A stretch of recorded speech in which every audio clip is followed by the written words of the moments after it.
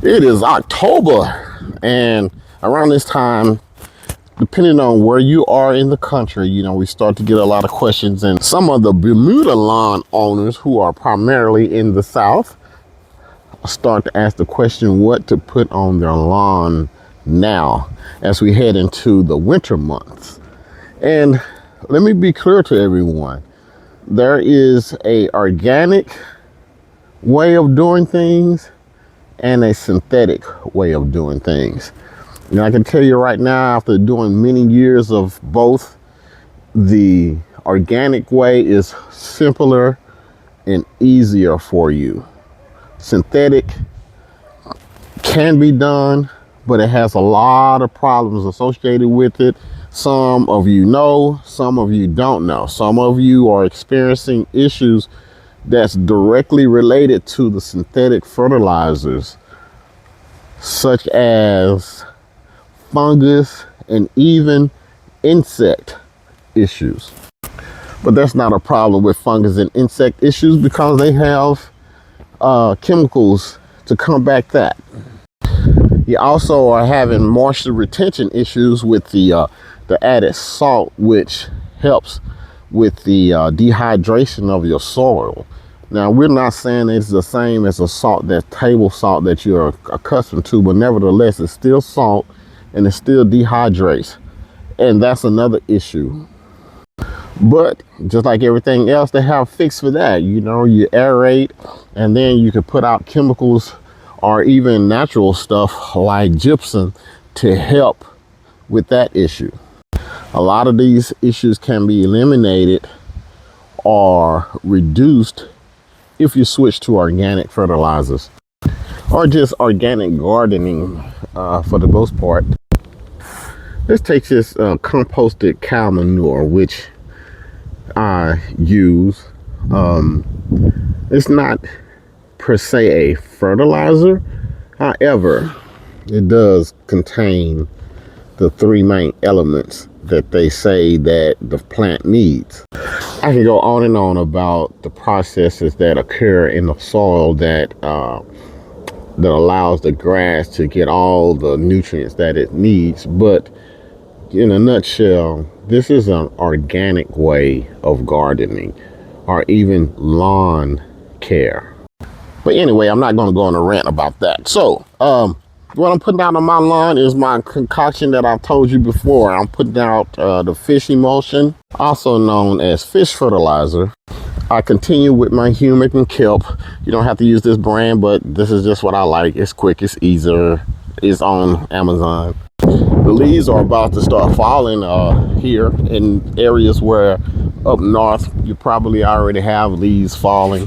My suggestion with the leaves is to mulch them weekly or twice a week or 3 times, however long it takes to get all the leaves up. And then you want to use some blackstrap molasses on it, and we want to put that out on your lawn every week.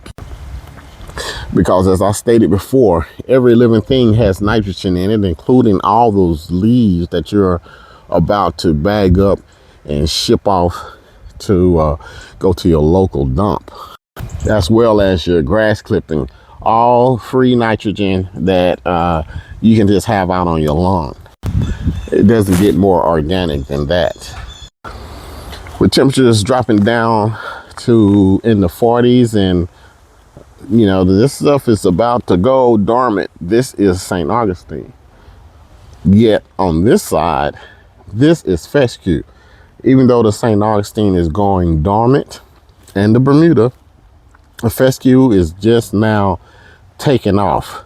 And look at the green that's coming up. Now check this out. This could very well be a Bermuda or a warm season grass here that's going dormant. However,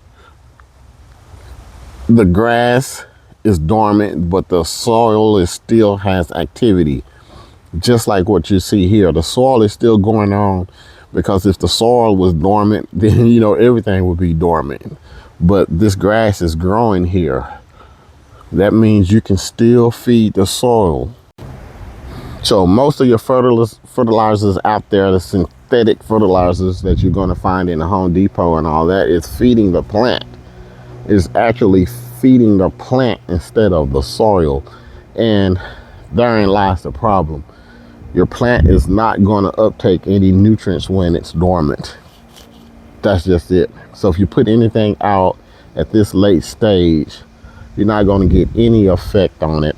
It's going to end up being in the atmosphere or in the water, because the plant is not going to uptake any nutrients. However, the soil can still be fertilized. The soil can still be amended. The soil can still be cultivated and have it ready for next season. So that's what we're going to do. We're going to go ahead and replenish all the nutrients that the soil has to give up because of the grass is growing throughout the year. All those nutrients we're going to put back into the ground. That's why you're going to leave the leaves there. That's why you're going to leave the grass clippings there. That's why you're going to mulch all of that. That's why you're going to add compost.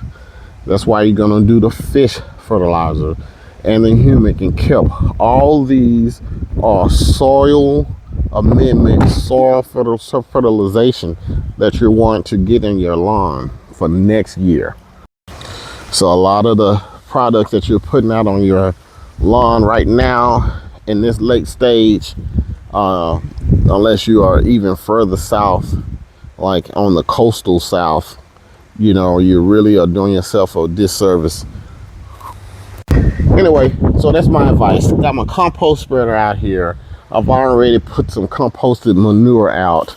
I'm going to throw some peat moss in with this. The only other thing that I'll probably say is put out some pre-emergent herbicides, which your grass is going to take a hit with this. Well, your microbes is going to take a hit with this, but that's why we're going to do the compost and everything. We're going to put everything back in there. But anyway, this is going to be a pre-emergent herbicides for next year.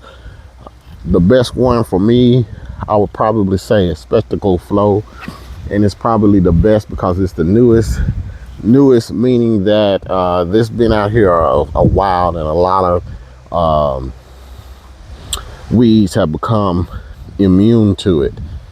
So it doesn't catch as much as it did when it was fresh and new. So new is out there is Spectacle Flow, and you can use that.